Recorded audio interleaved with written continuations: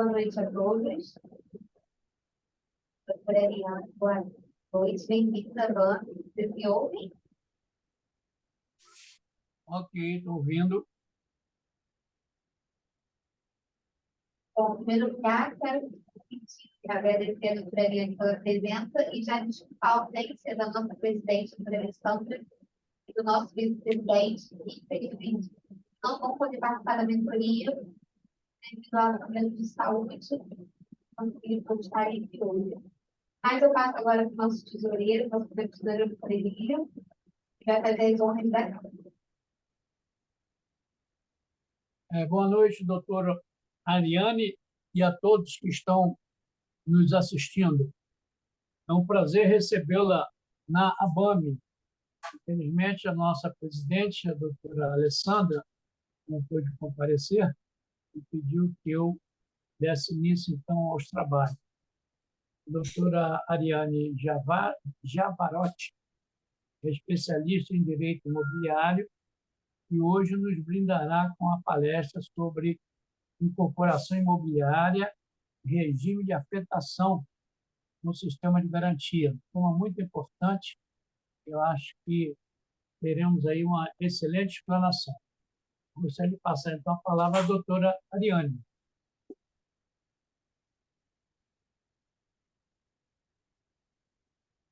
Oi, me ouvem bem? Sim, Corrinão, estamos ouvindo. É um prazer estar na presença de todos vocês aqui. Antes de começar essa apresentação, eu gostaria, em primeiro lugar, de agradecer demais a presença de todos que estão presencialmente na sede da ABAME, no Rio de Janeiro, todos os que estão acompanhando a apresentação online também. É um prazer muito grande para mim poder estar aqui nessa noite. Gostaria de fazer um agradecimento especial ao professor Haroldo pela oportunidade de estar aqui hoje e, mais do que agradecer também, gostaria de parabenizar pela iniciativa incrível que é essa mentoria que ele tão brilhantemente conduz e da qual eu faço parte como mentorada. Gostaria também aqui de deixar meus elogios ao trabalho de toda a equipe dele, sempre muito prestativos, muito profissionais, gentis. Enfim, só posso deixar aqui realmente meus agradecimentos, meus elogios. E antes de iniciar essa apresentação, eu também gostaria de desejar que fosse para todos, assim como já vem sendo para mim, desde o primeiro momento em que eu me propus a desenvolver esse tema, a construir essa palestra, que a próxima hora seja, além de muito agradável, também uma oportunidade que a gente tenha de aprofundar o nosso conhecimento, não só dentro do direito imobiliário, mas também desse tema que eu acho tão relevante, que é a incorporação imobiliária e o regime de afetação como sistema de garantias. Só para ter certeza, vocês estão conseguindo ver o slide certinho? Tá dando para assistir certinho. Ah, tá. E vou já deixar uma explicação aqui de início. Eu estou olhando para esse lado da tela aqui constantemente, porque é onde eu estou fazendo a passagem dos slides e o controle da apresentação. Então, não estranhe se eu estiver olhando para cá constantemente. Enfim, incorporação imobiliária e o regime de afetação como sistema de garantias, um tema, obviamente, bastante complexo, relativamente grande. Então, para o bem da didática, a gente vai dividir esse tema em subtemas. O primeiro deles, incorporação imobiliária. E assim que a gente entender como todos eles funcionam, quais são os seus conceitos e como eles se relacionam entre si, a gente pode passar para a reflexão final, a qual eu quero levar todos os presentes hoje, que seria qual o peso do regime de afetação e qual a eficiência do regime de afetação hoje como sistema de garantia dentro do mercado imobiliário atual. E antes ainda da gente adentrar o primeiro subtema, que é a incorporação imobiliária, eu gostaria de propor que a gente fizesse uma pequena pausa para entender qual que é o sentido da palavra incorporação dentro da língua portuguesa mesmo, de forma bem simples, assim. Para além da ideia de agregar, que seria simplesmente juntar elementos aleatórios, de forma que não necessariamente eles criem uma realidade nova e minimamente funcional, a palavra incorporar, como ela mesma já sugere, traz a ideia de dar corpo a um ente que seja novo, que seja diferente e, acima de tudo, que seja autônomo daqueles que, a princípio, se fundiram para lhe originar. Então, como a gente vai ver de forma mais detalhada à frente, na incorporação imobiliária, o que a gente tem num primeiro momento seria um terreno, seria uma edificação e uma venda vinculada a essa edificação que, quando unidas de forma específica, dão origem a um regime de copropriedade e a esse negócio imobiliário, então, novo, que se chama incorporação imobiliária e que de tão autônomo, inclusive, é regido por uma legislação específica, diferente da legislação e das legislações que regem os elementos que se fundiram em primeiro lugar para lhe dar origem. E aí, qual é essa legislação? É o que a gente vê aqui no segundo slide. Lei 4.591 de 64, que dispõe sobre o condomínio em edificações e as incorporações imobiliárias. E é ela também, agora adentrando de fato a parte legal do tema, que vai responder essa pergunta que a gente colocou aqui no título, incorporação imobiliária, o que é? A resposta vem no artigo 28, no seu parágrafo único. Para efeito dessa lei, considera-se incorporação imobiliária a atividade exercida com o intuito de promover e realizar a construção para a alienação total ou parcial de edificações ou conjunto de edificações compostas de unidades autônomas. Bom, a incorporação imobiliária ela surge assim que uma pessoa, que pode ser física ou jurídica, se propõe a levantar o empreendimento em terreno alheio e custear esse empreendimento através da venda das unidades da venda ou da promessa de venda das unidades autônomas que farão parte desse empreendimento. É um sistema revolucionário que foi implementado por essa lei e que se popularizou bastante simplesmente porque tornou a possibilidade da aquisição da casa própria, vamos dizer assim, do imóvel próprio por parte dos brasileiros muito mais possível, uma vez que de acordo com esse conceito, nós temos que o preço pago pelo imóvel que você vai adquirir e que muitas vezes você pagaria à vista, que você pagaria de uma vez só, agora você paga no período da construção daquele imóvel. Essa é a grande inovação trazida pela incorporação imobiliária.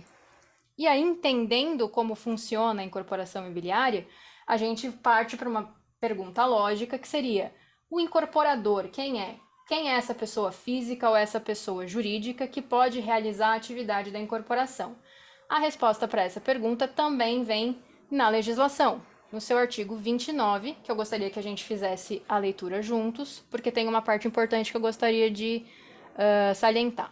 Considera-se incorporador a pessoa física ou jurídica, comerciante ou não, que, embora não efetuando a construção, compromisse ou efetive a venda de frações ideais de terreno, objetivando a vinculação de tais frações a unidades autônomas, em edificações a serem construídas ou em construção sob regime condominial, ou que meramente aceite propostas para a efetivação de tais transações, coordenando e levando a termo a incorporação e responsabilizando-se, conforme o caso, pela entrega a certo prazo. Por que eu fiz questão de ler esse artigo com vocês? Porque essa parte que eu grifei, não efetuando a construção, esclarece para a gente uma dúvida que muitas vezes surge quanto à confusão da figura do incorporador, que é essa pessoa física ou jurídica que realiza a atividade da incorporação imobiliária, com o construtor de fato. São atividades distintas, são atividades de natureza diferente, conforme eu vou explicar mais adiante, mas que hoje em dia é muito comum de ver serem realizadas pela mesma empresa. Então, grandes incorporadoras hoje também exercem a função de construção. A gente tem, por exemplo, a Gafisa, a gente tem a Diálogo Engenharia, temos a Tenda, temos a Tegra, várias construtoras e incorporadoras fundidas na mesma empresa. Mas é importante salientar que essa não é uma obrigatoriedade legal.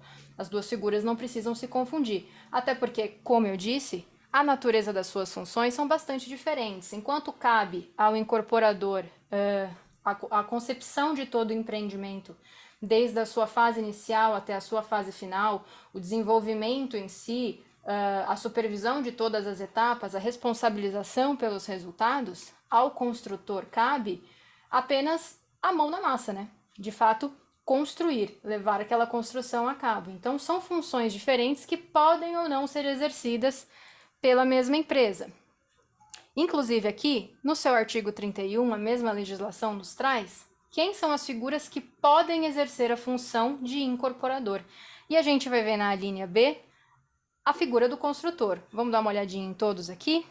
Ó, aqui na primeira linha nós temos que o proprietário do terreno, o promitente comprador, o cessionário deste ou promitente cessionário com título que satisfaça os requisitos da linha A do artigo 32 podem exercer a atividade da incorporação. Na linha B, nós temos o que se refere àquilo que a gente estava explicando adiante, que é o construtor ou o corretor de imóveis. E na linha C, nós temos o ente da federação emitido na posse a partir de decisão proferida em processo judicial de desapropriação em curso ou cessionário deste, conforme comprovado mediante registro no registro de imóveis competentes. Então aqui a gente tem a clara diferenciação da figura do construtor para a figura do incorporador. Podem ser a mesma pessoa jurídica, mas não necessariamente o são. E isso se dá também por causa da natureza da função do incorporador, da atividade do incorporador ser tão importante assim. Aqui no nosso parágrafo 2º a gente encontra, olha, nenhuma incorporação poderá ser proposta à venda sem indicação expressa do incorporador, devendo também seu nome permanecer indicado ostensivamente no local da construção. Indicado ostensivamente. Essa parte é muito importante. Por quê? Porque não pode haver dúvida sobre quem é responsável por aquele empreendimento, por aquela incorporação, tamanha a responsabilidade que ele tem sobre o que está sendo desenvolvido ali. E isso por quê? Porque a atividade inerente ao incorporador, ela também oferece muitos riscos ao adquirente e à própria empresa.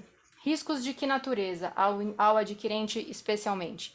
Riscos de serem submetidos às más práticas de más incorporadoras, que não raro, antigamente principalmente, óbvio, poderiam muito bem arrecadar quase todo o valor do imóvel, as parcelas de entrada, uma grande parte do preço e simplesmente sumir com esse dinheiro, deixando o adquirente sem nenhum tipo de mecanismo que propicie o ressarcimento pelos seus prejuízos. E além das más práticas, que são infelizmente possíveis, também existem os casos das incorporadoras que poderiam simplesmente vir a falir, simplesmente quebrassem e deixassem os seus clientes arcando com o prejuízo.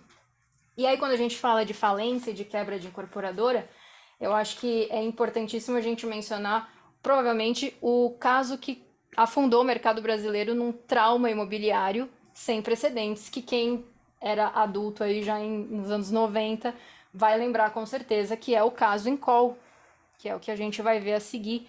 Então eu convido vocês a darem uma olhadinha nos slides, eu vou passar algumas figuras para vocês, enquanto eu explico o que aconteceu nesse caso. A Encol, como a gente pode ver, aqui é o emblema da construtora, da incorporadora, surgiu em Goiânia na década de 60 e foi fundada por Pedro Paulo Vaz. E logo se alçou ao título de maior construtora e incorporadora do Brasil, sendo de repente responsável pela construção de mais de 100 mil imóveis ao longo do país. E boa parte desse crescimento se deve a uma política um tanto quanto agressiva de incentivo de vendas, constante fluxo de caixa. E isso era feito através disso aqui. Esse era o tipo de incentivo à venda que a Encol oferecia aos seus adquirentes. Eles aceitavam como parte de pagamento carros, eles aceitavam outros imóveis, eles aceitavam linhas telefônicas, né, que nos anos 90 eram extremamente valiosas, extremamente raras, parece uma coisa tão longínqua hoje em dia, que é tão simples e tão acessível a todos. Nos anos 90 era muito valioso. Eles prometiam, inclusive, a recompra das unidades que eles vendiam com juros e correção monetária, tudo isso para incentivar de forma quase que insana a constante venda dos seus imóveis e dos seus empreendimentos. E por quê? Porque o dinheiro que financiava um empreendimento era o dinheiro... Aliás, o dinheiro arrecadado com o empreendimento era o dinheiro que financiaria o próximo empreendimento. E assim por diante. Numa cadeia que ficou conhecida, num modelo de administração, na verdade, que ficou conhecido por muitos economistas na época como o modelo bicicleta, que exigia uma constante movimentação para simplesmente não cair, não parar de funcionar, não desmoronar. Só que, infelizmente, como a gente pode imaginar, esse modelo se torna insustentável com o tempo, porque, afinal de contas, uma hora a oferta de empreendimentos se torna muito maior do que a capacidade do mercado de os absorver. E foi isso que aconteceu com a Encol, como a gente pode ver aqui no próximo slide, que veio a falir. Em 1999 entrou em franco declínio e veio a falir. Aqui na época dessa matéria, a gente pode ver que ainda eram 10 mil sem imóveis. Hoje a gente sabe que foram mais de 42 mil pessoas prejudicadas pela falência da Encol, centenas de imóveis inacabados e, enfim, afundando realmente o mercado imobiliário numa dos seus maiores traumas, deixando tudo em grande descrédito. E, inclusive, esse caso é tão emblemático, tão importante, que eu aproveito até essa oportunidade, para quem se interessar mais, e eu acho que todos nós aqui da área imobiliária nos interessamos, eu tenho a recomendação de 2 livros que são muito interessantes. O primeiro deles, sobre o caso da Encol, o Sequestro, Tudo que Você Não Sabia, um livro de 2010 que foi escrito pelo próprio Pedro Paulo de Souza, fundador da Encol, que traz aí a versão dele dos fatos, tudo o que aconteceu. É da editora Bremen, eu tenho aqui o código ISBN também aqui no slide. Inclusive esses slides aqui, como vocês podem ver, o meu contato arianejavarotti@yahoo.com é o meu e-mail. Quem se interessar por ter algum desses slides, enfim, alguma das outras referências, podem entrar em contato comigo, que eu felizmente o compartilho com todos vocês. Eu sei que esse livro é de fácil aquisição, ele tem na Amazon para vender, então quem se interessar, fica aí a recomendação. E por outro lado, nós também temos a recomendação desse livro aqui, Falência do Incorporador Imobiliário, o caso Encol, que é escrito pelo especialista em direito imobiliário, Hamilton Quirino Câmara.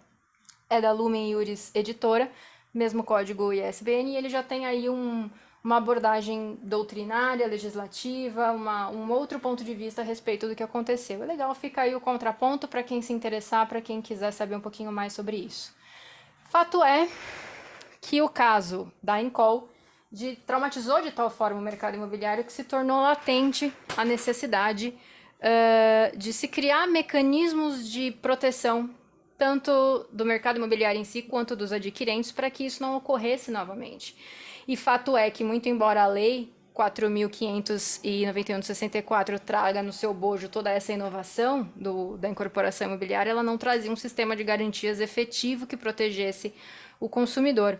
Foi aí, então, que o professor Merlin Shalhoub, em 1999, quando tudo aconteceu, um expoente do direito imobiliário até hoje, inclusive, trouxe o seu anteprojeto, que junto com outros 4 projetos que já tramitavam diante da Câmara dos Deputados naquela época, conduziram a edição da medida provisória, está aqui, 2.221, de 4/9/2001, que já trouxe no seu escopo um rascunho do que seria o sistema de garantias, que evitariam que esse tipo de tragédia novamente acontecesse, que esse tipo de insegurança se abatesse novamente sobre o mercado imobiliário e sobre a incorporação imobiliária em si. O problema dessa medida provisória era que, embora a intenção fosse essa, ela ainda apresentava uma vulnerabilidade muito grande, que era, basicamente, a de confusão de patrimônio. Ela não estipulava em si nenhum tipo de limitação para a confusão de patrimônio entre o patrimônio geral do incorporador e o patrimônio específico de cada incorporação. Ela, em outras palavras, ela não coibia o famoso modelo bicicleta. Ainda existia essa confusão, então, por isso, ainda existia a possibilidade do mesmo episódio acontecer, dos mesmos problemas acontecerem.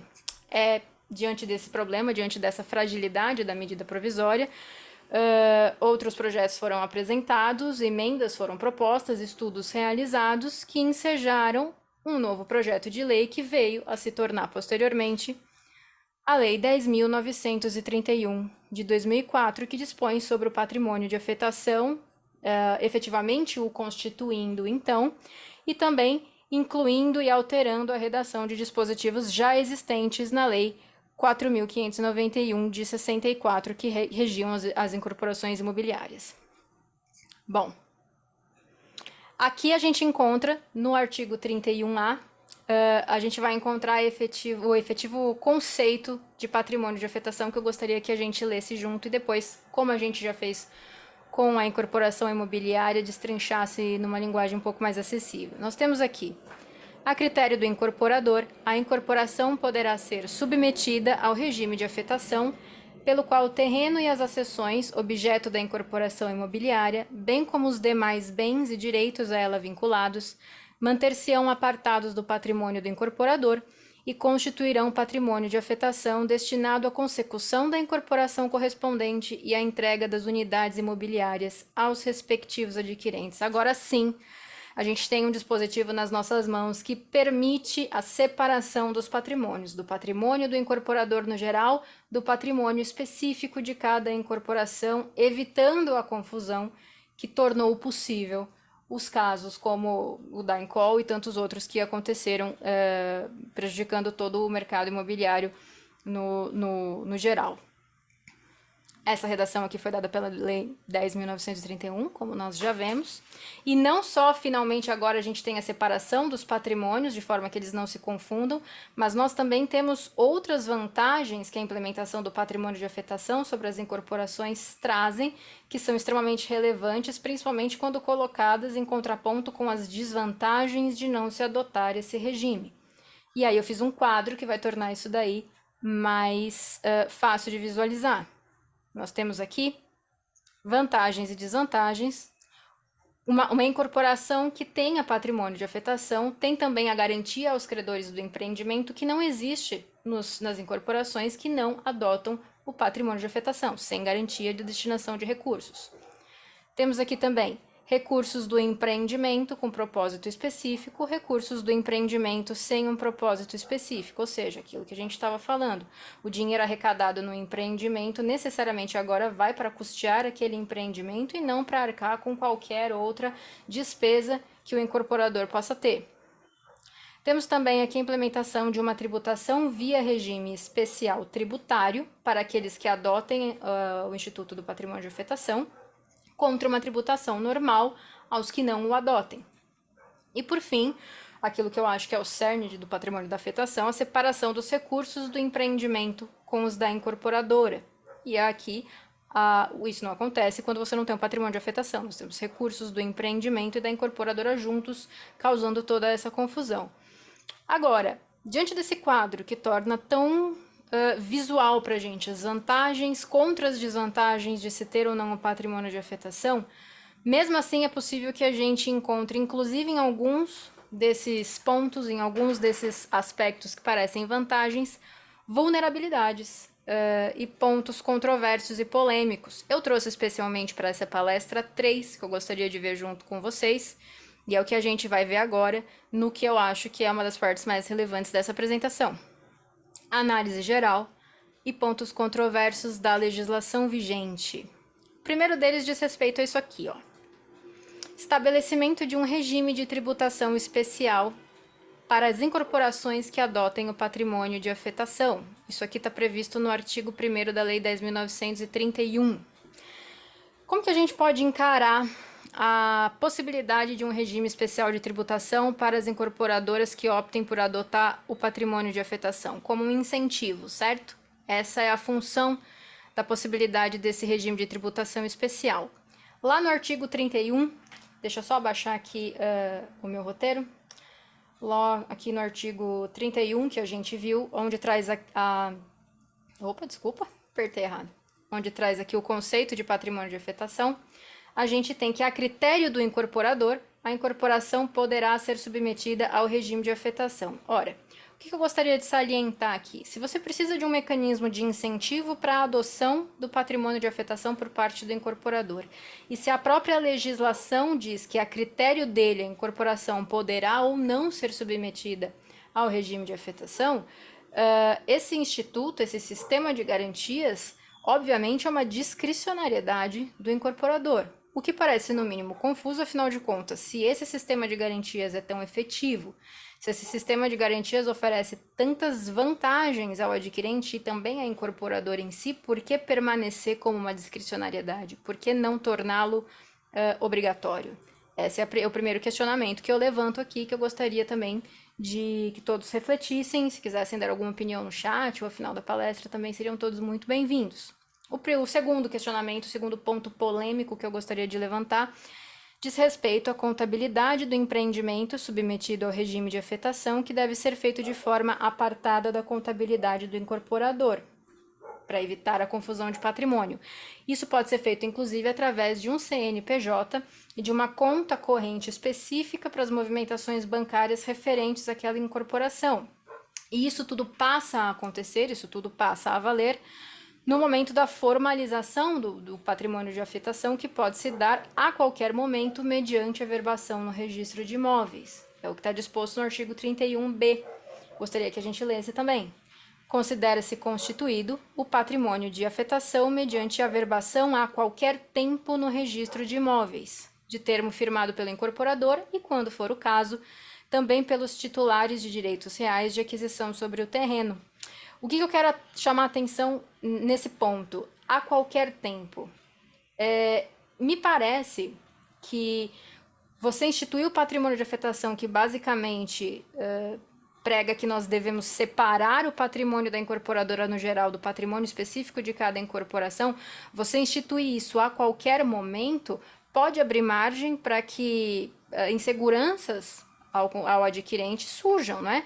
Você separar essa contabilidade numa incorporação que já está em curso é um tanto complicado e pode ensejar fraudes, pode ensejar 1 milhão de problemas que não existiriam caso nós instituíssemos que é necessário que a incorporação que adote o patrimônio de afetação já nasça sobre a égide desse instituto. Me parece mais seguro, me parece mais lógico, inclusive, que seja assim, mas esse artigo da legislação deixa aberto que ela pode ser instituída a qualquer tempo. Então, mais um questionamento que a gente levanta acerca disso, será que isso não seria uma vulnerabilidade e abrir portas para problemas maiores no futuro? Fica esse questionamento também. Bom, o próximo ponto bastante relevante diz respeito ao parágrafo 3º. Eu queria que vocês lessem com a gente, que vocês lessem comigo. Os bens e direitos integrantes do patrimônio de afetação somente poderão ser objeto de garantia real em operação de crédito, cujo produto seja integralmente destinado à consecução da edificação correspondente e à entrega das unidades imobiliárias aos respectivos adquirentes. A gente vai ler esse parágrafo e a gente vai chegar à conclusão de que, puxa vida, é um parágrafo evidentemente benéfico ao adquirente, né? Afinal de contas, está dizendo que o dinheiro arrecadado com um empréstimo garantido pelo patrimônio de afetação não pode tomar outra destinação que não as despesas, as dívidas e os encargos do próprio patrimônio, do próprio empreendimento. Isso é bom, não é? À primeira vista é o que a gente pensa. Agora, uma leitura mais atenta também, então, nos mostra que, por consequência lógica, é possível ao incorporador hipotecar uma unidade autônoma compromissada à venda a uma instituição financeira. E aí, nesse momento, a gente tem que lembrar que, muito embora a instituição do patrimônio de afetação, a constituição do patrimônio de afetação exista para que se diminua as chances do incorporador falir, não as elimina 100%. Fazendo com que, então, o adquirente esteja exposto a um risco mediante a instituição financeira nos casos de falência por conta dessa hipoteca que pode existir. Inclusive, esse dispositivo legal, esse parágrafo 3º, vai de encontro com o entendimento jurisprudencial pacificado pelo STJ, que a gente encontra inclusive na súmula 308, que diz o seguinte, vou até ler aqui para vocês, só um minutinho, vou abaixar, diz o seguinte: de ser inválida a hipoteca incidente sobre terreno e edifício objeto de incorporação imobiliária, que garantiria a dívida do incorporador em face do banco financiador da incorporação. Aqui existe até uma certa polêmica, uma certa controvérsia a respeito da tese na qual o STJ se baseou para orientar esse seu entendimento, que diz, aliás, e eu vou colocar aqui para vocês, é oriunda de um recurso especial, que diz que a hipoteca, ela seria, a hipoteca ela seria inválida, ela seria inoponível contra os promissários compradores, né? E a gente sabe que, enquanto direito real, a hipoteca possui efeito erga omnes e ela pode ser oponível contra os compromissários compradores. Então, não é isso que tornaria a hipoteca, nesse caso, inválida ou ilegal, mas sim a própria natureza abusiva da cláusula contratual que a origina em primeiro lugar, né? Então aqui, inclusive até uma coisa bastante moderna que eu coloquei aqui no slide, a gente tem esse QR Code. Se vocês apontarem o celular para eles, vocês vão ser direcionados para o recurso especial no qual a gente encontra a teoria, o embasamento da tese do STJ. Tá aqui, tá? Então quem quiser olhar também é um ponto interessante. E a pergunta que fica é, num possível conflito entre o parágrafo 3º aqui disposto e o entendimento jurisprudencial do STJ quanto à validade dessa hipoteca, o que vai valer? O que prevalece? Aquilo que é mais benéfico ao adquirente ou aquilo que não é tão benéfico ao adquirente? Outro ponto polêmico que eu gostaria de deixar com vocês. Partindo aqui adiante, a gente vai chegar no que pode ser mais ou menos a reta final da nossa apresentação, É uma outra previsão bastante interessante trazida pela legislação, não tão polêmica quanto as outras, mas evidentemente importante também, que é a previsão de uma formação de comissão de representantes.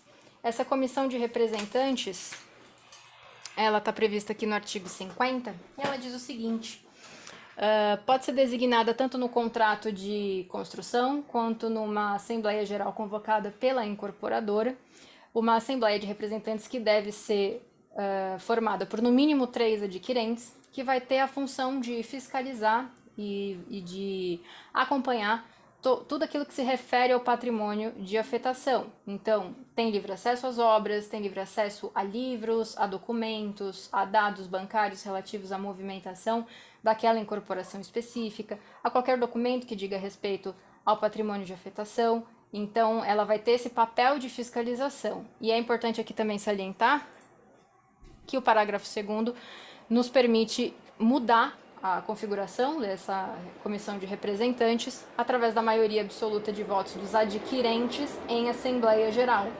Importante, dos adquirentes e não só das pessoas que estão presentes, não só dos presentes nessa Assembleia.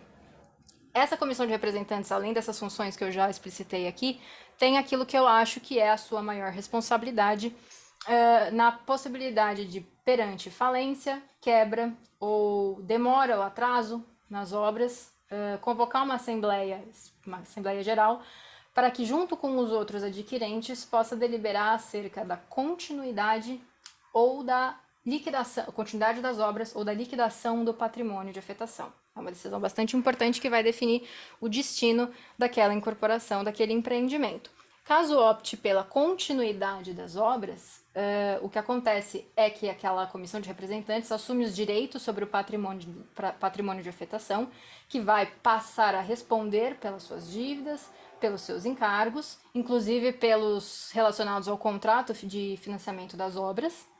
E, além disso, dentro do período de 1 ano da Assembleia que deliberou pela opção de continuidade das obras, ou pela data da liberação do habite-se, o que vier primeiro, dentro de período de 1 ano a partir desses 2 pontos, desses 2 marcos iniciais, deverá também arcar com todos os encargos tributários, trabalhistas e previdenciários referentes àquela incorporação e ao patrimônio de afetação. É isso que acontece caso opte por continuar com esse empreendimento, com essa obra. Já se optar por liquidar o patrimônio de afetação, os bens que constituem esse patrimônio de afetação serão vendidos, pode ser vendido em leilão, podem ser vendidos por outra modalidade, e o valor arrecadado líquido dessa venda será partilhado entre os adquirentes na medida dos seus aportes. Claro que uma vez já tendo pago todas as dívidas e todas as despesas referentes a esse patrimônio de afetação. E também dado ao proprietário do terreno a parte que lhe cabia. A questão é, se após feitos todos esses pagamentos e de encargos e tudo que havia sido devido, se não houver dinheiro suficiente para ressarcir esses adquirentes, o que acontece? Nessa situação, eles são alçados ao posto de credores privilegiados que vão concorrer, né, pela diferença dos valores a serem reembolsados e aí então respondendo subsidiariamente por isso o patrimônio pessoal do incorporador. O fato é que nas 2 hipóteses, tanto escolhendo por seguir com as obras quanto pela liquidação do patrimônio, é o patrimônio de afetação que responde pelas suas próprias dívidas, pelos seus próprios encargos. A diferença é que, optando pela continuidade das obras, ficam os adquirentes responsáveis por arcar com os encargos trabalhistas, previdenciários e tributários referentes à incorporação, e no caso de liquidação do patrimônio de afetação, esses adquirentes não deverão mais nada, podendo reaver parte, tudo ou nada daquilo que aportaram num primeiro momento, a depender, obviamente, da situação financeira do incorporador.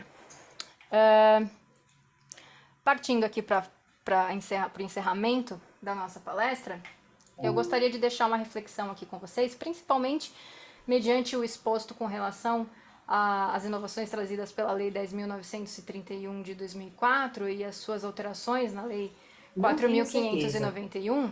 A Alexa ouviu eu falar alguma coisa e me respondeu aqui. Não conheço essa. Desculpa, gente. Então, em caso. Me perdi aqui só um minutinho. Bom, para finalizar, então, diante do exposto, diante das inovações trazidas por essas leis, a gente tem que.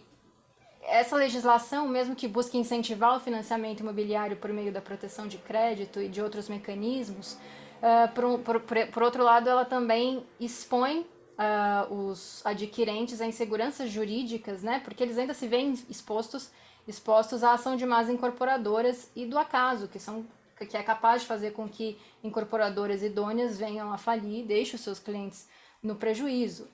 Então, a reflexão que eu queria trazer para vocês mediante tudo isso é sobre a necessidade do endurecimento da legislação pertinente à atuação dos incorporadores, tal quais são os rígidos mecanismos que incidem sobre, por exemplo, as instituições financeiras e as sociedades anônimas que igualmente captam poupança popular e se submetem, sim, ao escrutínio, fiscalização e regulamentação, respectivamente, do Banco Central e da Comissão de Valores Imobiliários, né? E também me parece, no mínimo, imprudente que não exista, no momento, uma autarquia ou uma agência reguladora para supervisionar a atividade de incorporação, ou pelo menos a criação de ferramentas mais eficientes na missão de blindar a legislação, eliminando ao máximo quaisquer brechas que possam deixar o comprador de certa forma vulnerável e também que deixe os episódios traumáticos, como o da Encol, mais perto do presente do que de um passado que deveria ser usado de exemplo para que nunca mais se repita. Então, aqui no último slide, vocês podem ver, tem o meu contato, novamente um QR Code, que se montarem o celular para ele, vocês são direcionados para o meu Instagram, o meu e-mail abaixo, arianejavarotti@yahoo.com. Então, quem quiser entrar em contato para qualquer coisa, para qualquer solicitação, quiser algum slide com alguma referência, eu me coloco à disposição. Espero que a palestra tenha sido satisfatória. Desculpa algumas intercorrências, eu não sou muito boa com tecnologias, como vocês podem perceber, mas novamente é um prazer falar com todos vocês. Espero ter a chance de fazer isso novamente. Agradeço a presença e é isso. Muito bom, doutora Ariane. Nós parabenizamos pela excelente e bem didática exposição. Muito interessante, a matéria realmente. Eu tenho aqui 3 perguntas, mas primeiro eu vou pedir aos colegas que estão participando que queiram fazer a pergunta. A nossa secretária, a Carol, vai encaminhar.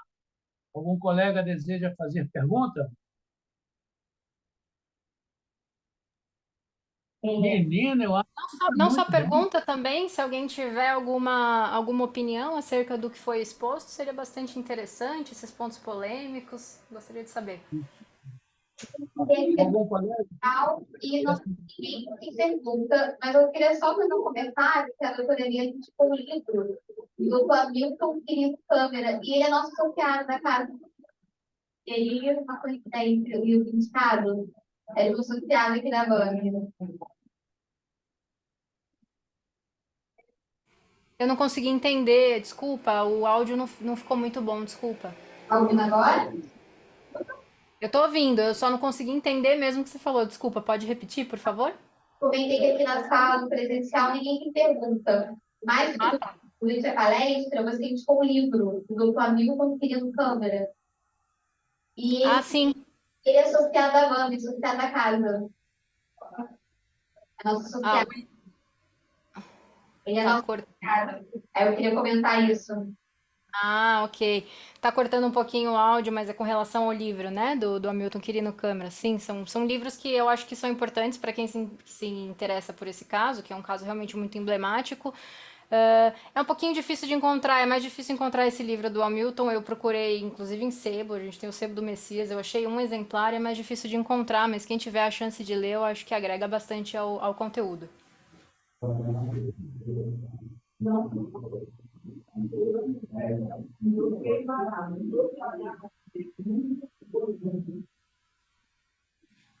Eu não tô conseguindo ouvir nada, gente. Desculpa. O áudio está um pouco prejudicado. Carol, dá o microfone ao colega aí que queira fazer pergunta. Realmente, eu também estou sentindo o áudio bem prejudicado. Não entendi. Não, aqui no presencial ninguém quer fazer pergunta. Alguém deseja no virtual? Doutora Vera, Marcelo, nosso conselheiro, do Conselho Augusto. Bom, eu tenho 3 perguntas aqui. Eu gostaria que a doutora Ariane me esclarecesse, né? Uhum. A primeira é a seguinte: hoje, na prática, está sendo usado pelas incorporadoras esse regime de afetação? Sim, na prática ele está sendo utilizado, e justamente o questionamento que eu trago a todos nós é, ele está sendo efetivamente eficiente seria um modo errado de falar. A sua adoção de fato está cumprindo com o seu propósito? Esse é o questionamento que eu trago com a palestra. Ele está sendo adotado, mas até que medida ele se presta ao que ele se propõe? Essa é a minha pergunta e é a minha reflexão acerca do tema. Ok. E um outro detalhe: como a incorporadora e também é a construtora, conforme a doutora nos comunicou. Essas responsabilidades não se confundem? Como proceder nesse caso? Essas responsabilidades elas se confundem, tanto é que não me parece à toa que tantas incorporadoras exerçam também a função de construção, como a gente viu no seu cerne, são atividades de natureza diferente, de natureza complementares, obviamente, mas diferentes. Hoje em dia, muitos exercem as duas, e me parece que isso traz um maior controle, uma maior segurança no desenvolvimento da atividade da incorporação imobiliária, muito embora, como a gente já havia comentado ao longo da palestra, não seja uma previsão legal, possam ser exercidos por duas empresas diferentes. Mas me parece sim que seria mais prático e mais seguro tanto à empresa quanto aos adquirentes que fossem reunidas numa mesma figura, como tantas grandes incorporadoras nós temos hoje, como Gafisa e todos esses exemplos que eu dei anteriormente. No caso, doutora Ariane, dessas instituições em condomínio fechado, quais seriam, assim, em linhas gerais, os cuidados que os participantes deveriam ter? Eu acho que, assim, sempre você buscar a idoneidade da incorporadora responsável pelo empreendimento no qual você está investindo, isso é sempre o primeiro requisito que a gente tem que ter. Então, você fazer uma busca a respeito do nome, a respeito do passado dessa incorporadora, é o primeiro passo para o adquirente poder ter mais segurança no seu investimento. Ademais, obviamente, que saber como que essa legislação funciona, mesmo que por linhas gerais, mesmo que por cima, é muito importante. Mas eu acho que o principal cuidado que nós temos que ter é realmente procurar o passado da incorporadora, em quem nós estamos confiando esse investimento tão grande, esse sonho tão grande hoje do brasileiro de possuir o seu imóvel próprio. Essa seria a primeira recomendação que eu dou, investigar mesmo a idoneidade da incorporadora em si. Então, um cliente teve, isso é um caso prático, né? Um cliente lá no Recreio dos Bandeirantes Uhum, juntaram um grupo de amigos, né? E um é o engenheiro, ficou como engenheiro responsável, e formaram esse condomínio, né? Mas ao término tiveram uma série de problemas, né? uhum, Inclusive problemas complicados com recolhimento do INSS, enfim. Eu acho que realmente essas construções em condomínio fechado é um uhum, tanto quanto problemático, né? Tem que uhum. realmente ver a idoneidade, etc., de cada um, mas não há muita segurança, né? Até se esse Exatamente. profissional venha a falecer, e toda a coisa fica no ar, né? Realmente é complicado. Exatamente, é.